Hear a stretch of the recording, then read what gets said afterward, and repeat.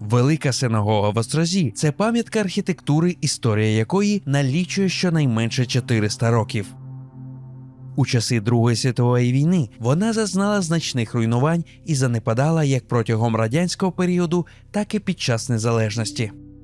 Цей етап існування будівлі тривав аж до 2016 року, коли за ініціативи Григорія Йосиповича Аршинова, архітектора і представника єврейської громади Острога, було розпочато реставраційні роботи.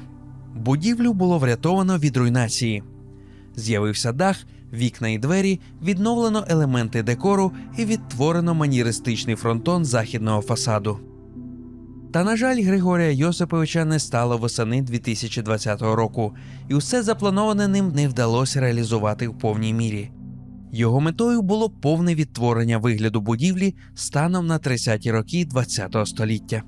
Ось, власне, і мета даного проекту – показати вам, який же вигляд мала Велика Острозька синагога Магарша у своєму найбільш повному стані, тобто на момент перед закриттям у 1939 році.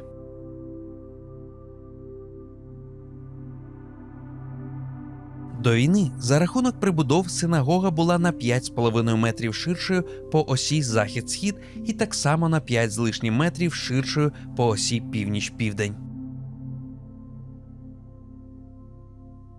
Загальний декор західного фасаду, що імітував ренесансний руст, з'явився під час реконструкції 1912 року.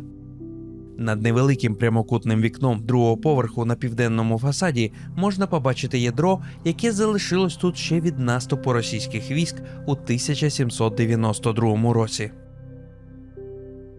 На першому поверсі західної прибудови знаходився вестибюль шириною майже 4 метри з циліндричним склепінням з розпалубками.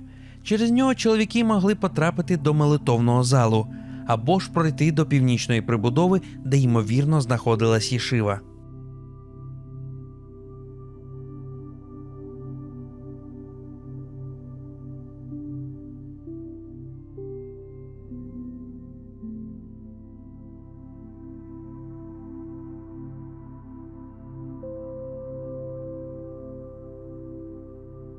Підлога вестибюлю знаходилась приблизно на 80 см нижче рівня вулиці біля входу, а до молитовного залу треба було спустити ще на 5 сходинок, тобто близько 1 метра вниз.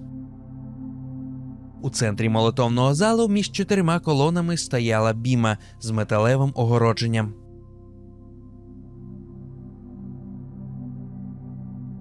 Більшу площу зали заповнили дерев'яні лавки зі штендерами, на які клались молитовники.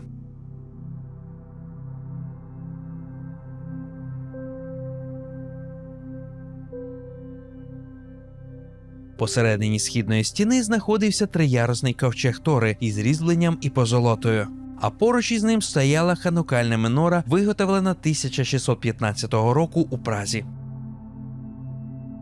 Над входом до молитовного залу знаходився балкон, до якого можна було потрапити через арковий отвір з приміщення над західним вестибюлем.